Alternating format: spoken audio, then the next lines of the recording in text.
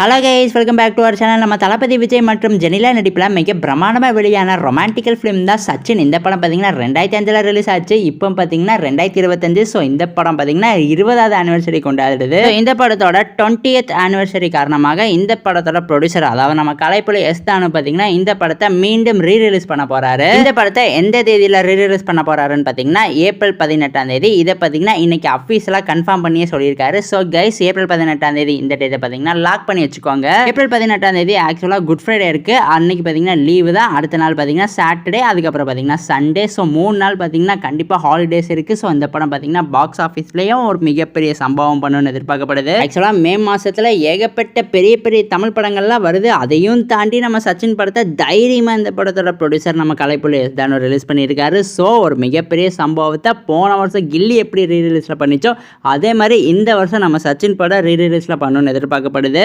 சூப்பரான ரொமான்டிக்கல் comedy film தான் இந்த சச்சின் படம். நம்ம தளபதி விஜய் இந்த மாதிரிலாம் மீண்டும் பார்ப்போமான்னு தெரியலையா, அவ்வளோதான். இன்னும் ஒரு படம் தான் இருக்குது, அதோட முடிச்சுட்டு போயிடுவார். இந்த மாதிரிலாம் நிறைய படம் பண்ணியிருந்தாருன்னா இன்னும் கொஞ்சம் நல்லா இருந்திருக்கும். ஸோ எனிவே, இந்த மாதிரி வருஷம் ஏதாவது ஒரு படத்தை ரீரிலீஸ் பண்ணாங்கன்னா ரொம்பவே நல்லா இருக்கும். ஸோ கைஸ், நீங்கள் இந்த படத்தை தேட்டரில் போய் பார்ப்பீங்களா மாட்டிங்களா, இதை பற்றி கமெண்ட் பாக்ஸில் மறக்காமல் ஷேர் பண்ணிடுங்க. அதே மாதிரி இந்த வீடியோ பிடிச்சிருந்தா லைக் பண்ணுங்கள், கமெண்ட் பண்ணுங்கள், சப்ஸ்கிரைப் பண்ணுங்கள். தேங்க்யூ ஃபார் வாட்சிங் guys. We will meet in our next video. Friends யாராவது சினிமாவில் வச்சுருந்தாங்கன்னா அவங்களுக்குமே நம்ம சேனலை மறக்காமல் ஷேர் பண்ணி விட்டு சப்ஸ்கிரைப் பண்ணி வச்சுக்க சொல்லிடுங்க.